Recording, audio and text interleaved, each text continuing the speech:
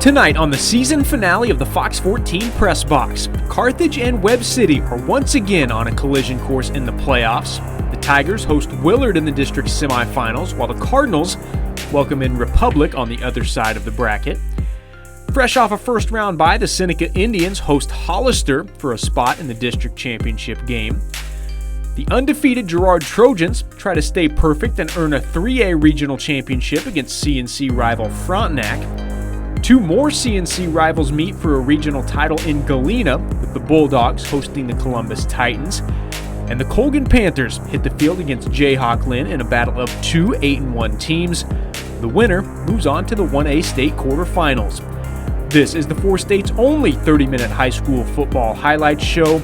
This is the season finale of the Fox 14 Pressbox, and it starts right now. Fox 14's Pressbox is sponsored by Missouri Southern State University, Roper Kia, CDL Electric, and Kramer's Quality Meats of Grove. All right, welcome into Week 10, the season finale of Pressbox here on Fox 14. I'm Fox 14 Sports Director Jacob Leonard. Here beside me, like all season long, is Danny Terza. Now today, obviously been a bit of a mess with high school football with the weather. Most of tonight's games were postponed, but we still got a little bit to talk about. Yeah, this week is Regional Championship Week in Kansas and District Semifinal Week in Missouri. In Southeast Kansas, the Girard Trojans are still perfect heading into the regional round of the 3A bracket. Now, last week, Girard opened the playoffs with a 35-0 win over Parsons. With that win, Trojans are now 9-0 this season. Tonight, Girard tries to claim a regional title against Frontenac. The Raiders looking for an upset against the reigning regional champs. Girard defense goes to work early. Drake Coltzman brings pressure, pulls him down for a loss of 5. Other way now, Cal Turlip drops back, airs it out, and Vinny Pyle goes up and makes the play. Big game for the Raiders, but the drive ends in a blocked field goal attempt. Still scoreless, but now the Girard offense gets going. Alex Kester battles for some extra yards. Then he finishes it off, pushes into the end zone. 7-0 Trojans. To the third, Trojans go back to Kester. He spins off a few defenders and breaks 26 yards for the second touchdown of the night. Girard shuts out Frontenac 36-0. In the 5A bracket, Pittsburgh on the road against KC Sumner in the regional round. The Dragons have won 6 of 7 coming into the night. Now it's 7 of 8. Dragons pitch a shutout tonight against Sumner, 28-0. Pittsburgh will play in the 5A state quarterfinals next week. In Class 2A, the Humboldt Cubs on the road against Osage City, looking to earn a regional title. Osage City won the matchup by 8 in the regular season. Tonight, though, it's Humboldt getting the revenge. 26-21, the Cubs will face Nemaha Central in the 2A state quarterfinals next week. In the Class 4 District 7 bracket in Missouri, the Nevada Tigers hit the road to face Lincoln Prep. Nevada enters the night on a 3-game winning streak. Tonight they win another one, 43-7. The Tigers are headed to the district championship for the second straight season. In the other semifinal game in the Class 4 District 7 bracket, Carl Junction trying for the upset on the road against top-seeded KC Center. But it is the Yellow Jackets advancing tonight over CJ 33-6. The Bulldogs end the year with a 4-7 overall record. KC Center moves on to host Nevada for the district title. Well, Chanute Blue Comets play for a regional championship this week at home against KC Piper. Chanute has been one of the best teams in the state all season long. The Comets are 9-0 this fall after winning their playoff opener last week. This was a Thursday night game. Chanute tries to stay unbeaten against KC Piper and move on to the 4A state quarterfinals. Chanute here, Ty Leedy takes off with speed, cuts across to the far side. He's in for the first score of the night. KC Piper answers. Logan Laddish keeps through the middle, dives in for the touchdown. All tied up at 7. Then Blue Comets get tricky. Caden Seamster gets the throws to Deegan, finds Deegan Dean, fights off a defender for the touchdown. Comets back in front, but the Pirates hand off to Jamar Jarrett. He battles his way into the end zone, and once again, we're tied. KC Piper now going for the lead. They take a shot downfield. Mason LaHero is there. Pirates on top. But the Blue Comets stay with them. Back to the ground game. Quentin Harding goes in for 6. It was back and forth all night and went to double overtime, but Piper wins in the end 48-47. It's one of those games that you wish you could stay till the end, but we just couldn't. That was a long one. And then it ended up being one of the best games of the season. All right, I'm not going to lie. I really wanted to see this matchup here in the playoffs. The Galena Bulldogs host the Columbus Titans in a Thursday night game this week for a 3A regional championship. And both teams kind of on a roll right now. Galena is 7-2 and has won 6 games in a row. Columbus just 4-5, but they've gotten hot lately and won 3 in a row. Second quarter, Titans up 7. Galena ball, nice run here, but Landon Midget comes in and rips it out. His teammate Jaden Hale recovers it. Titans take possession. Later, less than a minute to half, Titans looking to add to their lead, and check out this throw. Brett Hamilton to Cole Miner down the sideline. Great catch here from Miner. 56-yard touchdown puts Columbus up 14-6 at half. Same score midway through the fourth quarter. Galena quarterback Zane Turner made some really nice throws. Rolls out here, hits Hayden Qualls for the 13-yard touchdown. Galena within 2. Then on the 2-point conversion, they roll Turner out again. He connects with Tyson Garrison, and just like that, it's 14-14. The next Columbus drive, Brett Hamilton. Kid said, I'm not ready to be done yet. Looking for a receiver, launches it downfield. Miner is there. Big gain for Columbus. Moments later, Hamilton. Kid ran hard all night, carrying guys here down inside the 10. And Hamilton would finish the drive himself.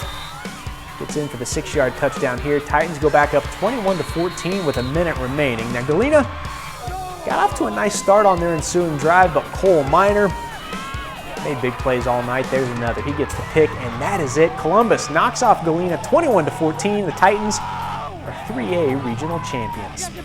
When we come back, Columbus head coach Blake Burns joins us in studio to talk about his team's upset win last night. And the Colgan Panthers are headed to the state quarterfinals after their Thursday night win over Jayhawk Lynn. We'll have those highlights as we go to the break, though. Here are more of tonight's scores and updates from Missouri playoffs.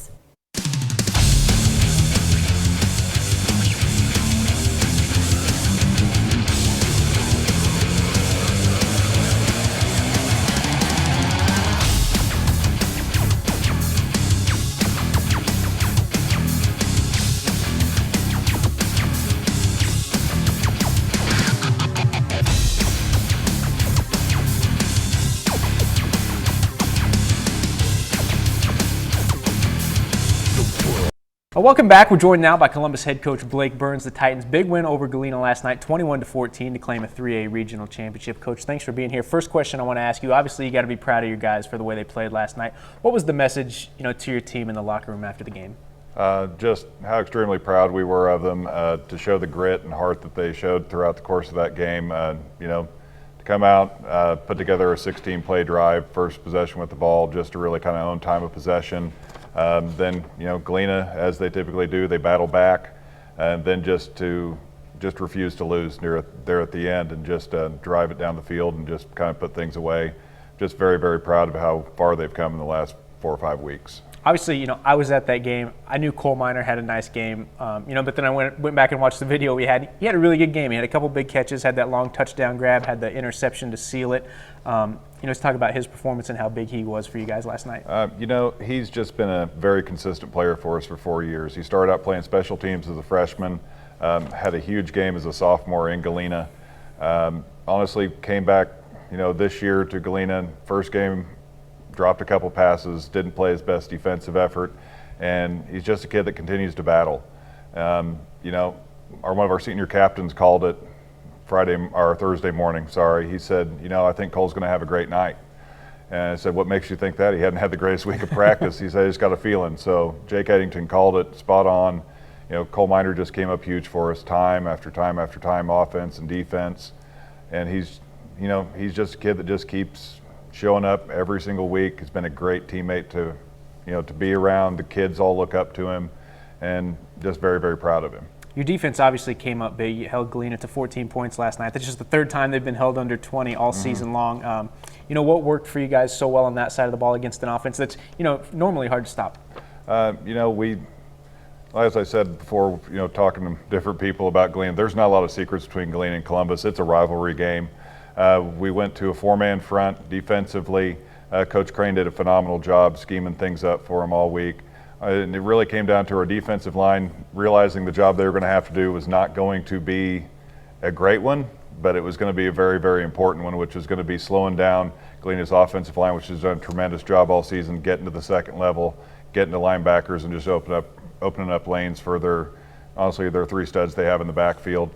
And D-line did a great job getting hands on, letting our linebackers flow. And then Cole Miner and Siler Schuberger on the edge just did a great job all night, just setting the edge.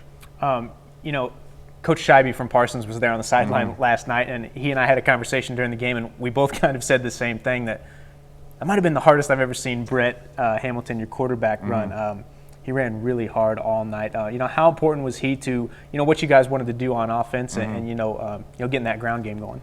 Brett's taken a lot of criticism, honestly, in the community throughout the CNC, throughout the course of the season. Some of it warranted, some of it not. Sometimes Brett's a hard kid to love, but I love him to death. He's just a true competitor. But he's really kind of adapted his style to us running the football more over the last 4 or 5 weeks. And I couldn't be more proud of how hard he played. He just really wanted, he just truly wanted to win that badly, that he was willing to do just about anything. He ended up carrying the ball for us 31 times last night. Broke some big runs, got a first down for us to end the game, and it was that refuse to lose mentality that I think he truly has, and I was just so happy to see that on display in a huge moment like that for him. You guys were 1-5 in your first 6 games, and I talked to you yesterday about it, and you said you guys started to play as a family. Was there a moment in a game or in practice where you realized that clicked for them this year? The Parsons game, again, it's a game that our kids had kind of circled on the schedule because we went to team camp with Parsons. Things, of course, as it tends to happen with my senior class, and of course sometimes with Parsons kids, got a little chippy. So they were kind of looking forward to that one, and I really wasn't sure that we had really kind of turned that corner yet. But honestly, I saw it this week at practice. Usually whenever one of our sophomore defensive players would make a mistake, our seniors would be jumping on them sideways, yelling at them, things like that. But it truly it all slowed down for him. And honestly, it was Landon Midget walking up to one of our kids and just saying, "Hey, I need you to do this on this play instead of this." And then I actually talked to Coach Crane after practice and said, "Man, they finally got it." He said, "What makes you think that?" Well, they're not yelling at each other anymore. They're encouraging each other, and that's what the family mentality really comes down to. You guys are going to have Wellsville or Hayden, in the state quarterfinals now. You guys are going to be the underdogs again. Being around you guys, that's something that you quite enjoy, right? Oh, absolutely. That chip or that crack on our shoulder, and just kind of drives us to keep proving people wrong, and that's what this senior class is really. That's the part I love about them so much, is they want to prove to people that they belong and that they are, an elite class.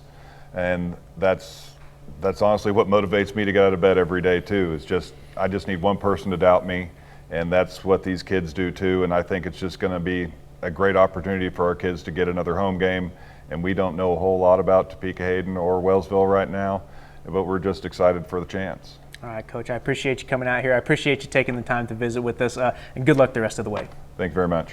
All right, we're going to be right back after the break, but first, here's some more of tonight's playoff scores in Kansas.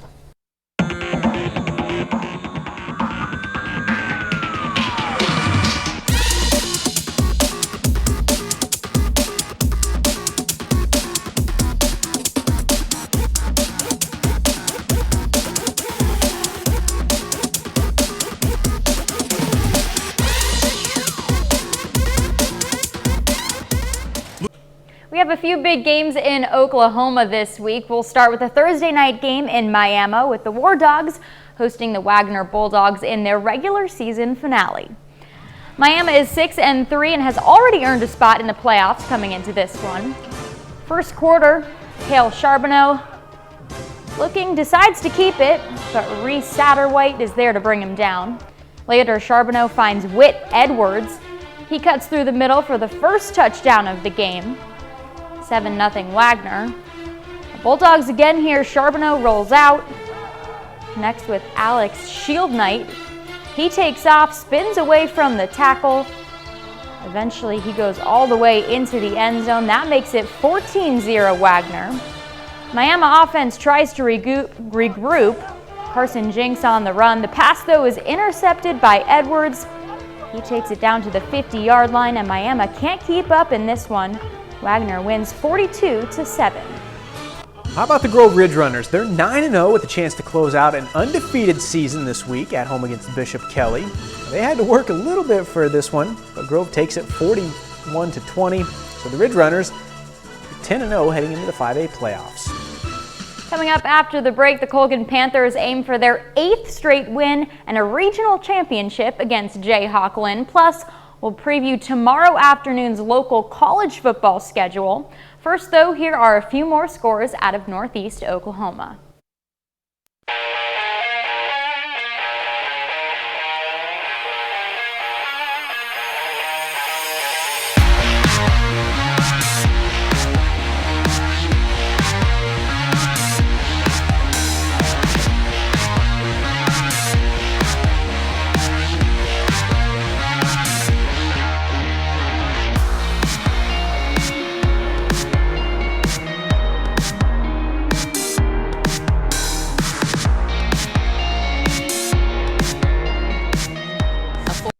Welcome back to our final segment here on Pressbox. We're going to Southeast Kansas now with the Colgan Panthers looking for a regional championship against Jayhawk Lynn.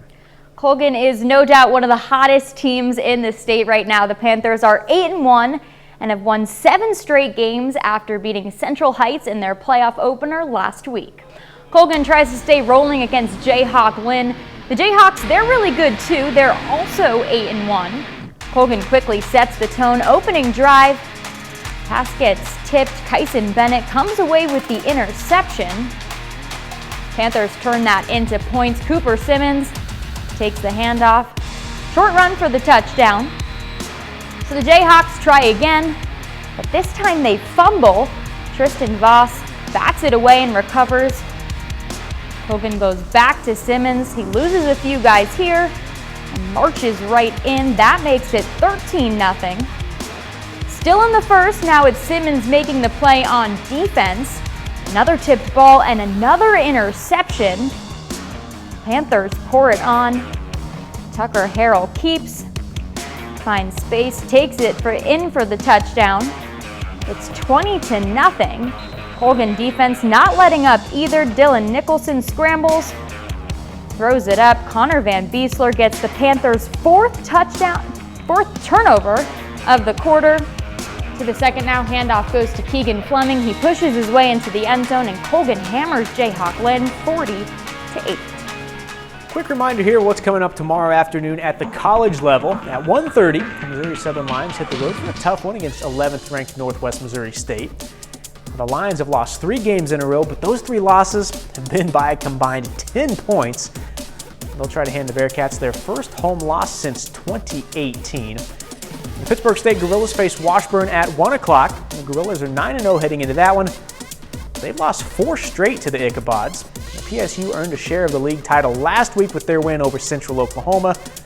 But with a win tomorrow, Pitt State would claim the outright MIAA championship. Nobody wants to share anything, especially in this league. So yeah, that brings a lot, and you know, we know we're the top in the league, so we want to make sure and prove it to everybody. We talked about it after the last game that we have a share of the conference championship, but we didn't come here for a share. We came here to win outright, and our guys have been motivated. That's all the time we have here tonight. If you missed anything, you can check out highlights on the sports page at KOAM News Now and on the KOAM Plus app. Also, we'll have a complete replay of the show on Sunday afternoon at 12:30 on the 4-State CW. Now, as I mentioned at the top of the show, this is our last Pressbox show of the season. Now, we're still going to be out there every Friday night, but instead of 11 o'clock, you can watch us a little earlier. We'll still have all of the highlights and scores at 10 o'clock on KOAM. And we want to thank everyone who has worked on this all year long, from videographers, directors, audio graphics. You'll see all their names in the credit, but it takes a lot of people to make this show happen, and we want to say thank you. Also, a quick shout out to my mom. She's watched every week from Georgia. Anyway, for the last time this season, I'm Danny Terzer. And I'm Jacob Leonard. Thanks so much for staying up late with us all season long. See you right back here next fall.